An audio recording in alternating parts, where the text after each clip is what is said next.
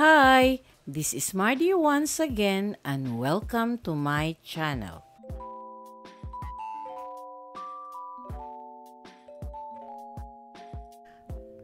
Dato Salipada Khalid Pindaton was a remarkable figure in Philippine history, known for his pioneering achievements as a lawyer, military officer, and politician. Pindaton's life was marked by a series of firsts that set him apart as trailblazer for Filipino Muslims.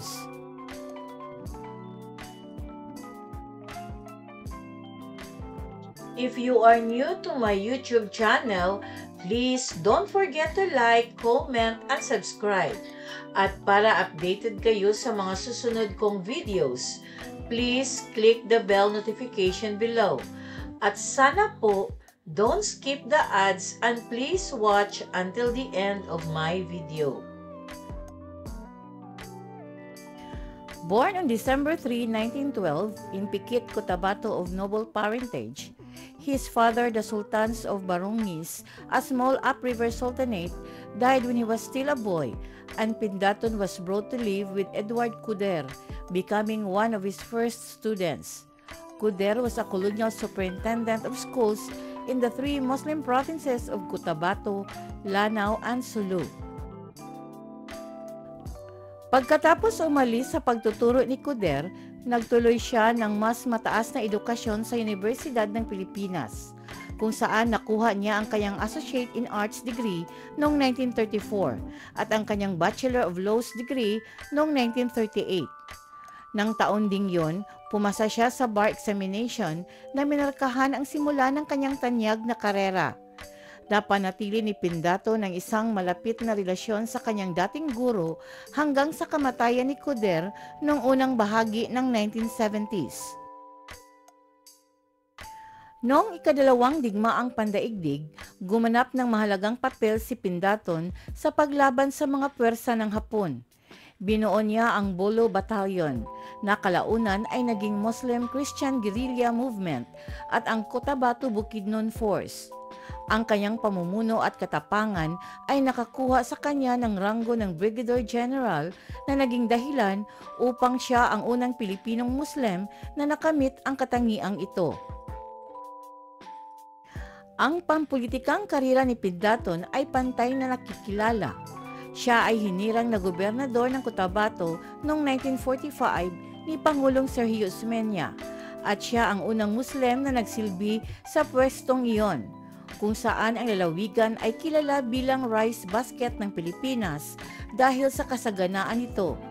Nahalal siya bilang senador noong 1946 na naging unang Pilipinong Muslim na humawak sa tungkuling ito. Nagsilbi rin si Pindaton bilang miyembro ng kapulungan ng mga kinatawan mula sa Lone District ng Cotabato from 1957 to 1972 at humawak ng iba't ibang mahalagang posisyon, kabilang ang Speaker pro tempore ng kapulungan ng mga kinatawan. He was Assemblyman at the Interim Batasang Pambansa from 1978 to 1985. Pindaton's personal life was marked by a unique blend of cultural and religious diversity. He was the first and only Muslim to be married in a Catholic church while retaining his Islamic faith, a union made possible with the Pope's dispensation. This remarkable aspect of his life highlights his commitment to fostering unity and understanding between different religious communities. He married to Aida S. Farales, a Catholic who hailed from Bulacan and Zambales. Together, they had 5 children, twin daughters by Moniera and by Zamrad, another daughter by Mariam, and a son named Dato Salipada Khalid Jr. Ang mga kontribusyon ni Pindaton sa Pilipinas ay sari-sari. Siya ay isang matibay na tagapagtaguyod para sa pag-iisa ng mga Muslim at Kristiyanong komunidad at walang pagod na nagtrabaho upang itaguyod ang kapayapaan at kaunlaran sa Mindanao. Kasama sa kanyang mga pagsisikap sa Senado ang pagboto laban sa proklamasyon ng amnestiya ni Pangulong Manuel Rojas para sa World War II ng mga Japanese collaborator na nagpapakita ng kanyang pangako sa katarungan at integridad. As the first Filipino Muslim to break numerous barriers, Pindaton remains a symbol of courage, leadership, and dedication to the nation. Ipinangalan sa kanya ang bayan ng General Salipada K. Pindaton, Maguindanao del Sur, Pindaton Avenue sa Maharlika Village sa Taguig, at Philippine National Police Regional Headquarters sa Parang, Maguindanao del Norte.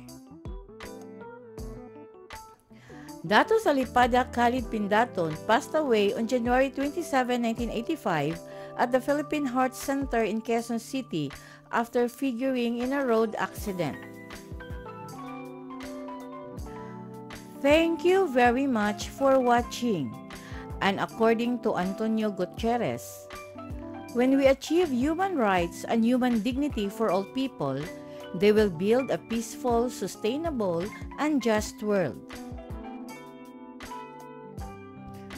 Shout out and thanks to the comment of Kevin Mikel, all the way from Scotland. Maraming salamat po. Special thanks to my source from Google, https://kahimyang.com. Photo credits to, also to https://kahimyang.com, and inspirational quote credits to https://graciousquotes.com.